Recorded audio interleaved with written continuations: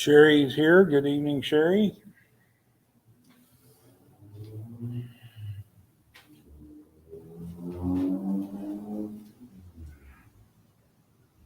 Robin is here. Hi, Robin.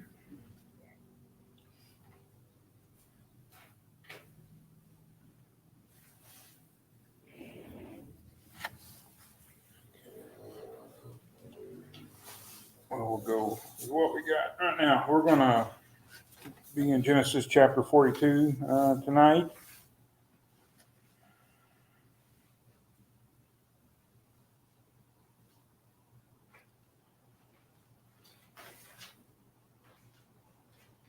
Genesis chapter 42.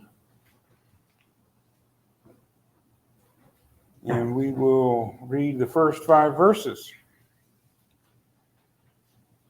Now Jacob saw that there was grain in Egypt, and Jacob said to his sons, "Why are you staring at one another?"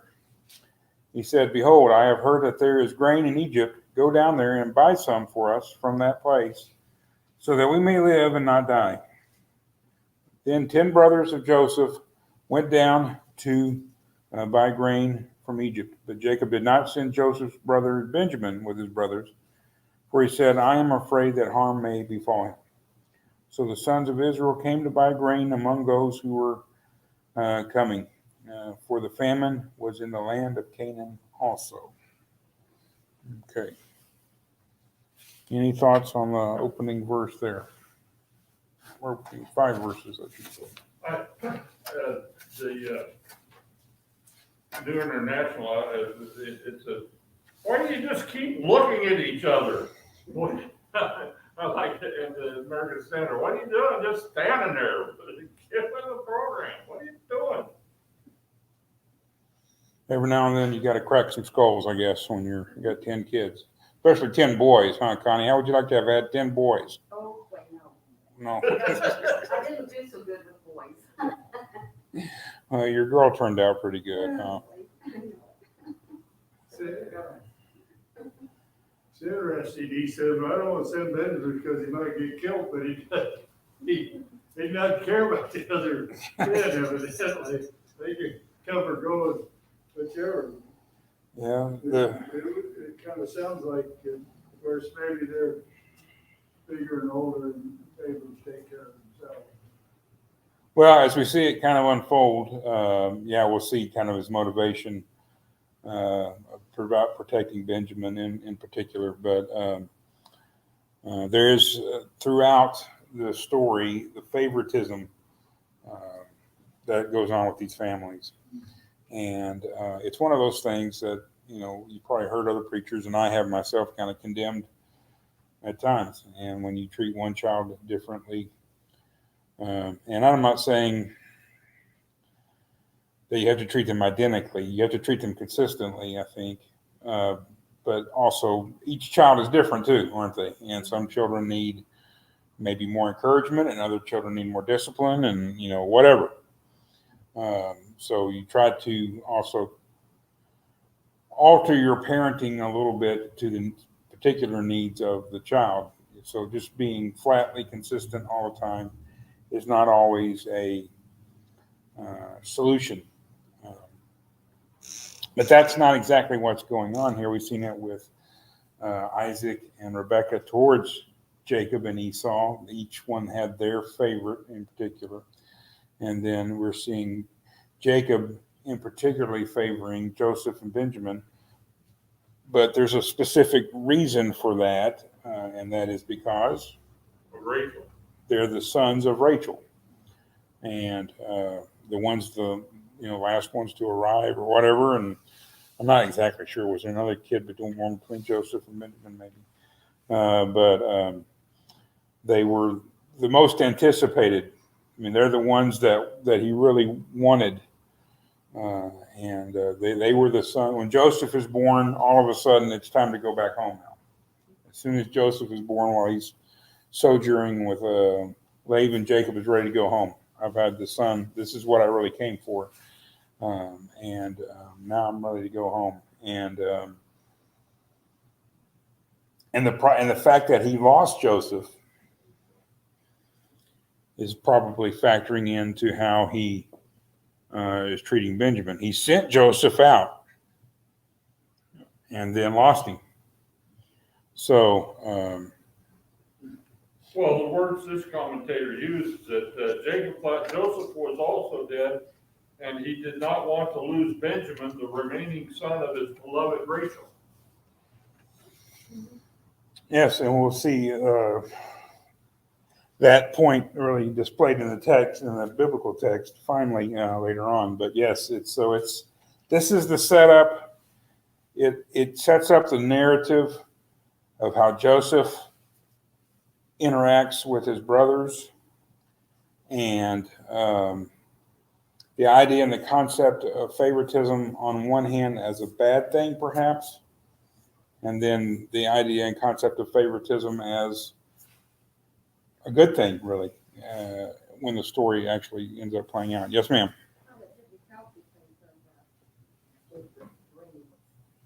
Yeah, I think Joseph, there was always some animosity between Joseph and his brothers.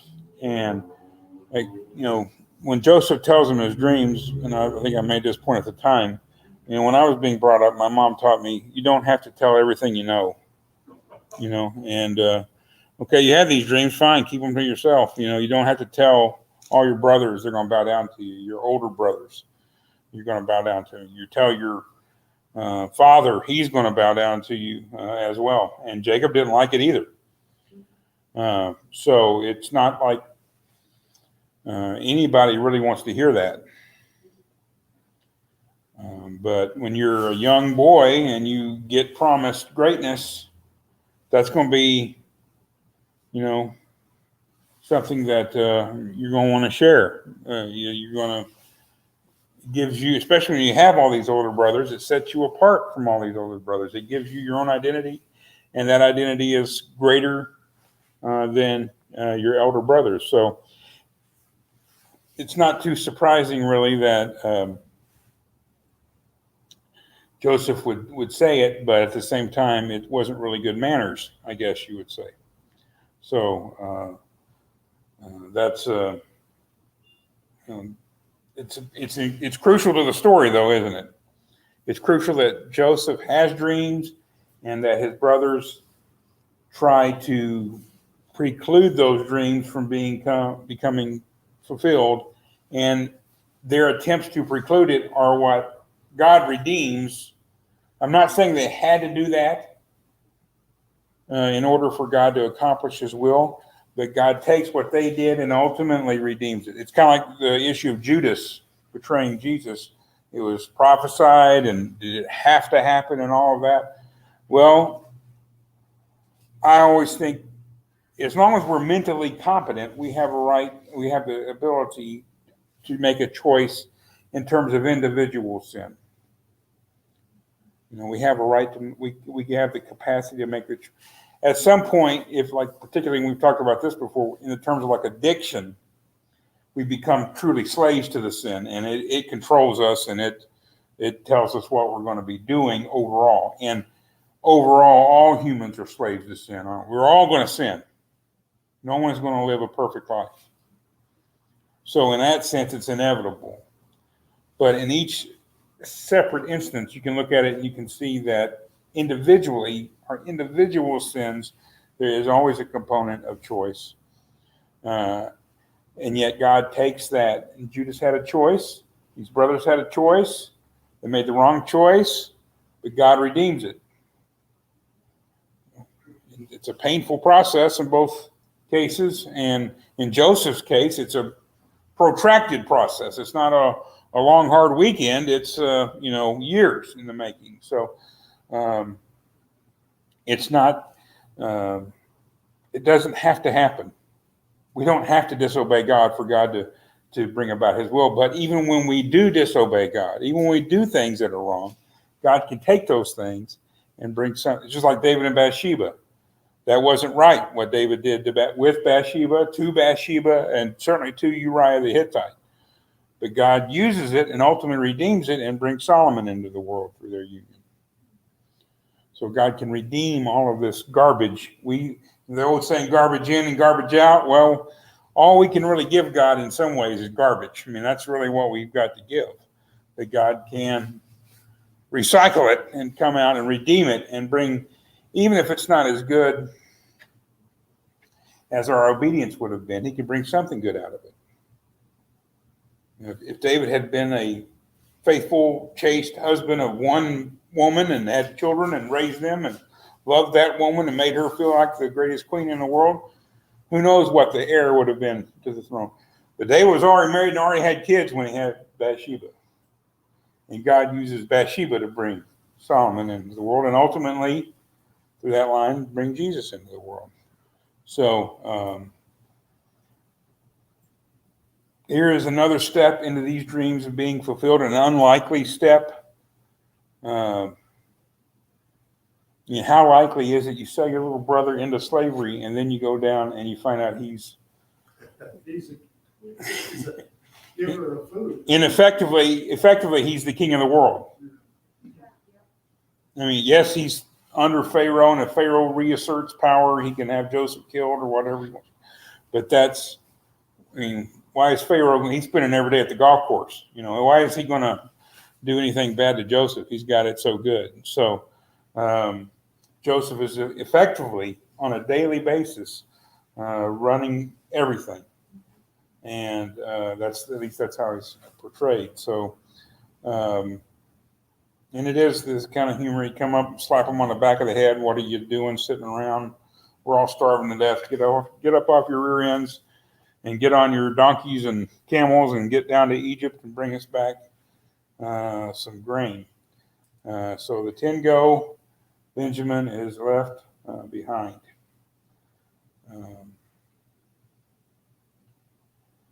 And we're going to see as this unfolds that their guilt in how they treated Joseph, and this persists for a long time. Their guilt shapes their perception of what's going on in the world. They are driven by that guilt. They are haunted by that guilt. And the Proverbs say, the wicked flee though none pursues. And Paul talks about the difference between godly guilt and guilt of the world. Guilt of the world destroys. Godly guilt leads to repentance and then life. But if you live in guilt, if you dwell in guilt, you can't see the world for what it is. And you can't see God's moving for what it is. You have got to be able to receive forgiveness, not just practice forgiveness, not just give forgiveness, but receive it. As you could say, give it to yourself, but acknowledge and understand that you are forgiven. And people who keep trying to put you in that category of a sinner, reminding you of what you've done, usually they're trying to keep from having to deal with what they've done. But anyway, that's death. That is absolute death. Dwelling in your guilt will kill you. And it's kind of killing these guys. And we'll see it on later on. And it continues even after they're in Egypt. But it is going to shape everything that they have done. So what they said about Joseph is impacting how Jacob treats Benjamin now. Not what actually happened to Joseph, but what they did to Joseph, what they said about Joseph is impacting what Jacob does now. Okay, this is a little bit longer stretch, verses 6 through 17. Now Joseph was the ruler over the land. He was the one who sold to all the people of the land. And Joseph's brothers came and bowed down to him with their faces to the ground. When Joseph saw his brothers, he recognized them, but he disguised himself to them and spoke to them harshly. And he said to them, "Where have you come from?" And they said, "From the land of Canaan, to buy food." But Joseph had recognized his brothers, although they did not recognize him. Joseph remembered the dreams which he had had about them and said to them, "You are spies. You have come to look at the undefended parts of our land." They said to him, "No, my lord, but your servants have come to buy food. We are all sons of one man.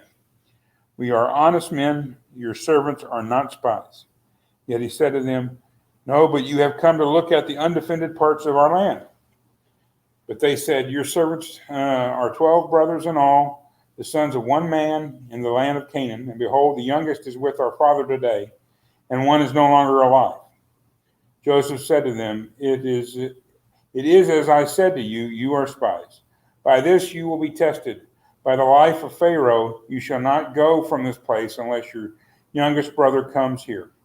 Send one of you that he may get your brother while you remain confined, that your words may be tested, whether there is truth in you. But if not, by the life of Pharaoh, surely you are spies. So he put them all together in prison for 3 days. 3 days again. Something about 3 days. You like 3. Any thoughts on that? Sherry's asking a question here. Let me. Was Benjamin the youngest? Yes, he was the baby boy.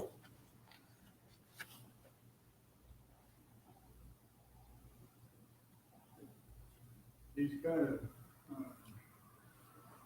playing, I shouldn't say playing, but he's rubbing it in. He's giving a little what for. A little taste of their own medicine, so to speak, in his accusations of him knowing full well they weren't spies. They're not honest men either, are they? Evidently not. That's kind of, I mean, he had kind of a one-up on them, knowing who they were. They didn't know who he was. He was going to play his hand. It's an interesting interaction. It starts out with them doing what? Bowing down to him like his dream. They bow down to him. They don't know they're bowing down to Joseph, but they bow down to him. Is there anything in the story so far that indicates that Joseph is going to be in a forgiving mood towards his brothers? Not yet. It comes in the next week. We'll see about that next week. Don't want to get too far ahead of ourselves. But he speaks harshly to them. He accuses them of a very serious offense, really. I mean, being a spy in and of itself, I guess, as long as you're in your home country isn't bad. But when you go to the other country, as soon as you enter there, you've committed a crime. They're not going to be happy with you. It kind of sounds a little bit like whenever there's a backpacker in the Middle East who accidentally crosses into Iran and gets arrested for being in the country illegally. They always accuse him of, you're a spy. I mean, he's afoot with nothing but camping gear on his person in the middle of nowhere, but he's a spy. I don't know what exactly he's supposed to spy out, but he can go to prison for several years and maybe even worse. So that's kind of the same mind. It doesn't take a lot to accuse somebody of a crime, especially when you're the judge, jury, and executioner. You don't really you'll determine your own level of proof. Seems like lies, trickery, and false accusations. The government started a long time ago. There's a lot of this story. Anything to get your What's the scripture say? Nothing new under the sun. I mean, there's everything about kind of our concept of government and everything and what the government can do. And all of it comes from this story. The Egyptians are going to Pharaoh to buy the grain they grew back so they can feed their own families.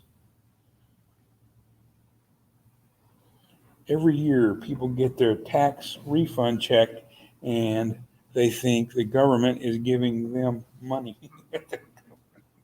The government has held that money without paying any interest, and they're giving you a portion of it back. Oh, wonderful. Oh. They'll be starving at that. Yeah. And you'll do it and the Egyptians, it becomes much more desperate than this. I mean, this story, when we look at it, as it completely unfolds, I know I have probably at least risked, if not accomplished, disillusioning some of you of your notions or ideas about some of these characters. And if not the people in this room, maybe some of the people that have watched it online who have these kind of idyllic ideas about or understandings of some of these Old Testament characters. Joseph is kind of the one we always hold up as being truly worthy of the adoration that we give. And he is undoubtedly, I think, the most noble character in the Abrahamic, from Abraham on, and how things work out and everything. But Joseph, as you'll see later, and as I've kind of already alluded to, this sets the tone for so much of what our human reality is now. And Joseph plays a part in that. And a lot of the things we don't like about our culture and society now, they can trace their roots historically back to this. If you want to look at this as a historical text, that this is something we've drawn on. That, again, we've already talked about last week about the myth of differentness, that Pharaoh is different than everyone else, and how God penetrates that myth, how God just goes right through it. You can have all the security you want around you. You can have all the fortifications, all the armed people, all the guard dogs, whatever, and God can just reach. You have to go to sleep sometime. And when you do, God, God can touch you anytime. And he can touch you with illness. He can touch you with, and he does touch people. He is the giver of life, but there's a lot of stories, particularly in the Old Testament, about God reaching out and touching people in ways they don't really want to be touched. And that's, in that sense, we're all the same. We're all have that in common. And here's the story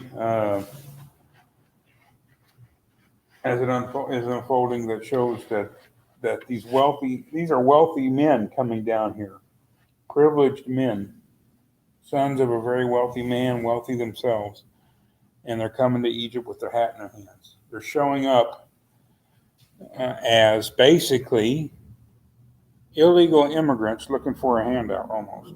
I mean, yeah, they're going to pay for it and everything, but they don't have permission to come down from Egypt. They come because of need, not because they've gotten a visa ahead of time.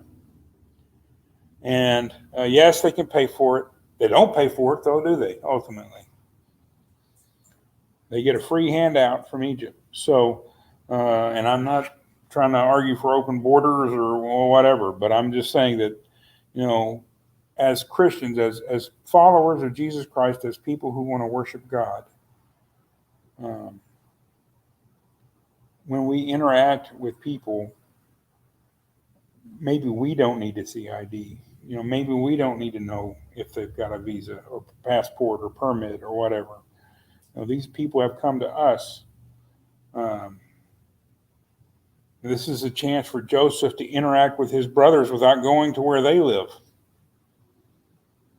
He can stay in his comfy home in Egypt and see his brothers. We should be sharing the gospel with people all over the world. Well, if people from all over the world are coming here, we don't have to go there, do we? At least not to reach them. So with all the geopolitical things going on, that's its own realm. That's the forces of the world. We still have our spiritual calling, our spiritual task before us. And our God is not a God of one nation over the other. Our God loves people from every country, and he may bring them, redeem, even if they're illegal acts, bring them here, redeem that. He can take that and redeem it and bring us in contact with them in a way that maybe we can bless them, or maybe in a way they can bless us. We don't just take, or we don't just give, but we take. We don't just bless, we receive. We are blessed by them. We receive blessing from them. But certainly they had Joseph beaten up, scared, beneath them in the pit, and now Joseph has them bowing down on the ground. The tables have completely turned. They had all the power before. There were 10 of them. They're older. Now he has every bit of power over all of them. And what's he going to do? Well, he's going to, as Mark says, he's going to mess with them a little bit, but in a sense, we talk about, and we'll see this more as it rolls out. We kind of confuse two concepts sometimes: the concept of forgiveness and the concept of reconciliation. Forgiving someone who has offended you, someone who has sinned against you, someone who has hurt you, versus reestablishing, recontinuing, and moving on in the same relationship that you had beforehand. The wife forgiving the husband that beats her versus the wife staying in a marriage while she's getting beaten. Forgiveness versus reconciliation, going back to the marriage where she's going to get beaten again. And when we confuse these things, we will tell women sometimes, you got to forgive him and go back home to him, Well, in this concept, as this story of reconciliation works out, there's some justice first, isn't there? For 10 of them, 3 days in the pokey. For Simeon, a lot longer than that. And the thing is, as we look at these brothers kind of in here, basically, the 10 brothers are almost just one character. There's not a lot of anything about one brother or another that stands out. There are a few, and we'll see more of those later on. But one of them is Simeon ends up being held hostage, and one of them, Reuben intervenes, Judah intervenes. So yeah, there's a time when they kind of stick out one of them over the other. They're a little bit different from their other brothers, but basically they serve as one character all along. They're just kind of the 10. So, Would you talk to that last line of that section in your outline about the lies? most lies actually convey great truth once the lie is revealed. It tells you why they're lying, doesn't it? I mean, once you discover someone is lying to you, you find out everything about them, really. You find out so much more than if they had just answered you truthfully. You see their motive. Why would they lie about this?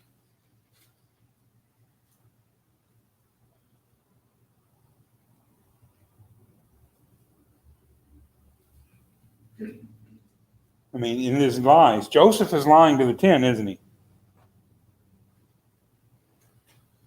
By accusing them of being spies, by acting like he doesn't know who they are, he's lying to them. He's deceiving them.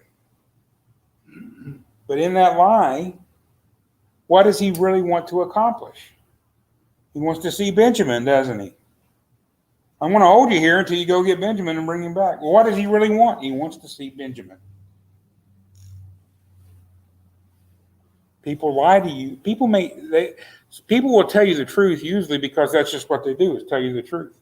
You ask a question, you answer. When they lie to you, they got a reason behind it.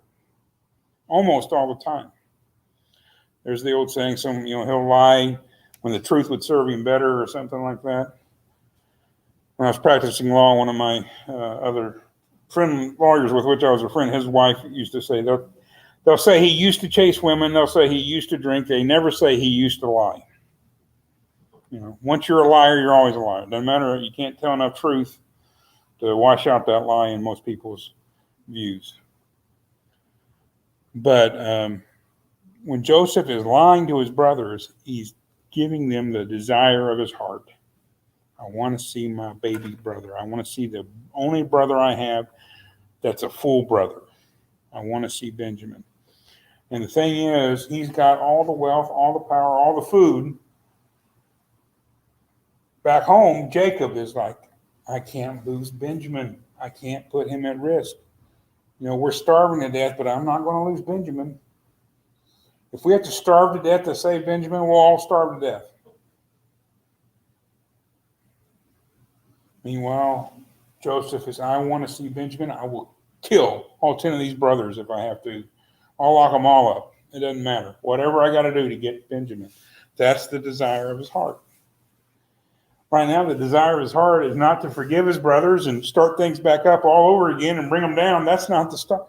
That's not his desire at this point. His desire is to see Benjamin. Seek out the flesh.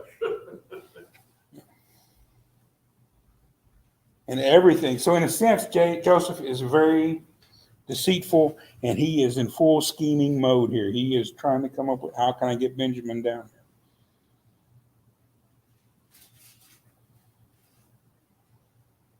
here? And maybe the truth would have served Joseph better. Maybe it would have been better off right then. I'm Joseph.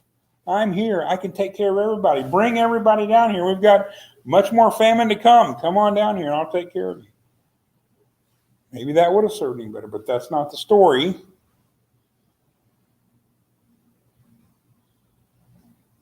And maybe he doesn't want to let him off the hook too easily, but his primary goal is to see Benjamin, to be reunited with Benjamin. Well, it's interesting that you say that, because I wonder, he had to put them in their place. He had to get their attention before he let them know all of that, because, we're running down the what if trail, but, who's to say that they wouldn't, even though he was in this powerful position, revert back to who they were and say, you're just our little brother. What do you, who do you think you are, telling us what we got to do to give us this food? Just give us our food and we'll be on our way, kind of a, attitude. But here he puts them in their place and puts them in jail, gets their attention, and now they're more willing to, do what he has to say. One of the most important parts of maturing as a human being is to differentiate your adult life from your child life, is to be different in your life as a husband or wife, parent, whatever, employee, all that, than you were, and the role you played in your family of origin. All groups, everybody in a group has some kind of role to play. And when you're a kid growing up, there's a role that your parents, culture, society, your siblings, whatever, put you in.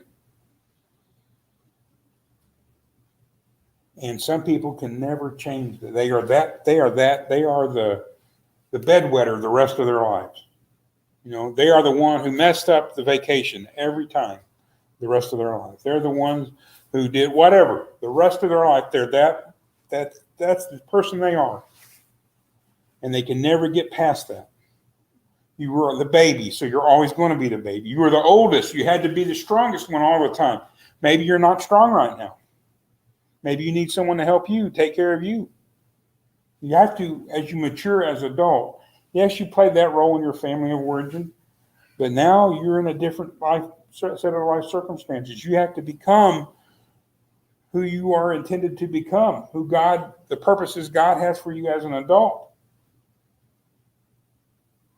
And it's difficult because then when you go back to your family of origin wants to pigeonhole you, put you right back where you were. And sometimes maybe, depending on things, you have to do that a little bit. You have to kind of play that game.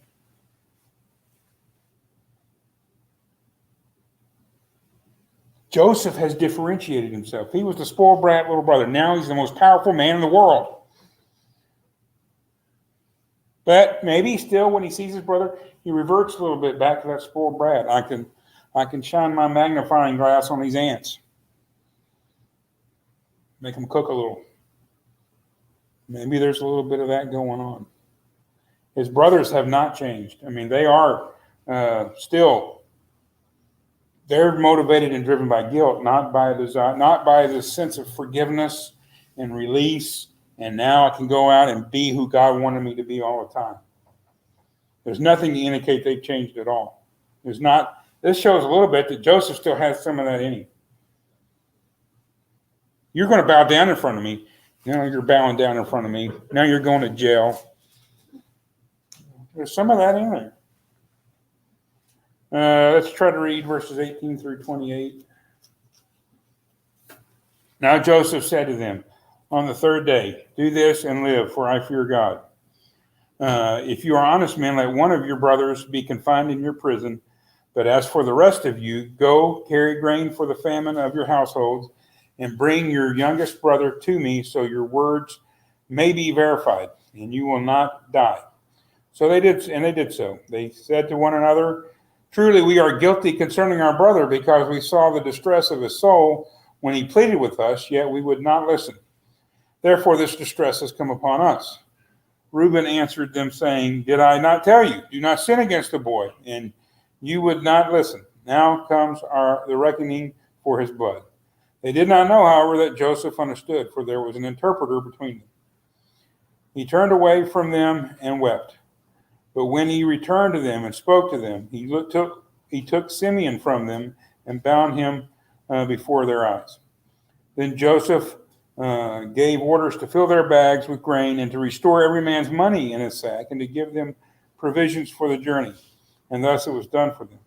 So they loaded their donkeys with their grain and departed from there. As one of them opened his sack to give his donkey fodder at the lodging place, he saw his money, and behold, it was in the mouth of the sack. Then he said to his brothers, My money has been returned, and behold, it is even in my sack. And their hearts sank, and they turned trembling to one another, saying, What is this that God has done to us? This is the guilt they're still in. You know, the guilty people, when they've been blessed, they see it as a curse. They see God pursuing them when they're not being pursued. Everything is working against them. This is all happening to us because of our sin against Joseph. It has defined their lives. Their perception of the world is based on their sin. They can't even rejoice in a blessing.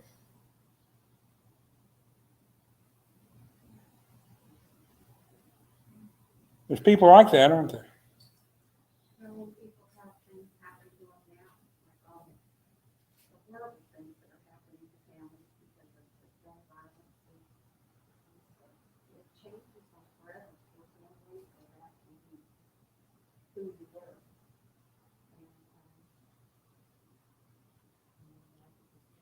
George Floyd thing, that's the closest they've all come to being able to have the justice ever for any of the things, the crimes against the black people. It's way past due, and I hope that it carries on. Come out of it better at the end. But that's the same thing here. They did something and they knew it, and all it changed everything, affected everything that they knew about themselves and the way they acted. And their father. That's why he wouldn't let Benjamin out of his sight. He would trust that he would be safe. It's affecting people that weren't directly involved with the situation. And again, you can see the human, one brother. I told you guys, Reuben was all in it to begin with, but then didn't want the boy to be killed. And Reuben was probably scheming in a way that he could elevate himself. Reuben has messed up big time in having an adulterous affair with one of Jacob's concubines. But then he kind of maybe acts to some extent to keep Joseph alive. But before he can get Joseph out of the situation, Judah has him sold off to the Ephraimites. So they're all a mixed bag. Poor Simeon.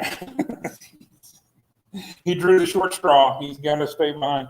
The original offer, Joseph said, none of you stay, one of you go back. And he put all 10 of them in jail while they thought about it. After 3 days, Joseph has changed his mind. I'll send 9 of them back and hold one as surety that they'll have to come back. And he may not have thought it all the way through. He might have specified someone other than Simeon. Jacob was already not had. Simeon was one of the two. Simeon and Levi are the two that did the genocide there against the city of Abimelech. So it was he picked Simeon. I don't know if there's no way Jacob is going to arrest Benjamin to save Simeon. That's not going to happen. Maybe he let them pick, and who's the one Dad likes the least? Well, Simeon. So let him stay behind. So, but it just shapes their whole perception of reality. Reality is they're being very blessed, but their perception is they're being cursed. And when you talk about like the George Floyd and Ray talked about in his prayer about the divisions in our country, how strikingly different the perceptions people have looking at the same thing. looking at the very same story. And maybe we're being manipulated. I think pretty surely we're being manipulated by certain forces, but probably we've been manipulated by them all along. And maybe historically we've had a more common basis, or of origin. It came from a more similar place, so our perceptions were more shared than they are now. When you have people from different stories, when you have people who are the product of broken homes, that's going to shape their, I guess I should say divorced parents, maybe that's a better term than broken home, but single parent household versus mom and dad, both in there, and all the other little things that can change. And that's not maybe a little thing, but just everything that impacts your life experience. Having red hair, moving around a lot like we did. I'm certainly not the most extreme. If you've ever met an Army brat, you know they're an Army brat in about 5 seconds, don't you? I mean, Army brats kind of are all the same in a sense. They learn not to get too attached to a place or to friends or what. I've seen, I was at a church that was full of military families. And I was there, I think it was VBS, so we were there in the class, and we weren't, I think my friend was teaching it or something. We were sitting there, and there was all these like 12, 14-year-old kids in there. And brand new family, Army brat, just got transferred to the base and everything. And that kid just started talking, and they're all, nothing else in the class but Army brats.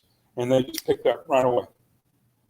They didn't know each other from Adam, but they knew each other because they had all had the exact same experience. They'd all lived all over the world for 2 years at a time or whatever, just that constant turnover and that change. That was a shared experience. We have fewer and fewer shared experiences, especially as our culture becomes more and more insular. And this thing going on right now, stay in your home, have everything delivered. Don't have a cookout and talk to your neighbors. You just don't go to people's house anymore and knock on the door and see if they're there for a visit, do you? You go over and ask for a cup of sugar, they're like, why didn't you just order it from Safeway online and have it delivered? Our world has changed. We don't have these same experiences, so we don't see things the same way. And the cultural things like the George Floyd trial and other things like that are really revealing that, I think.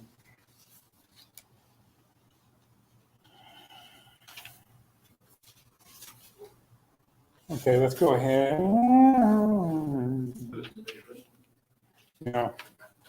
So we'll pick up with that and we'll pick up at verse 29 and pick up with Simeon in the Uskal, and we'll finish up that chapter and do what we can with 43. That's my part. Once you get behind in one chapter, it's hard to ever really get back on schedule. So we're over already. So we'll finish that up and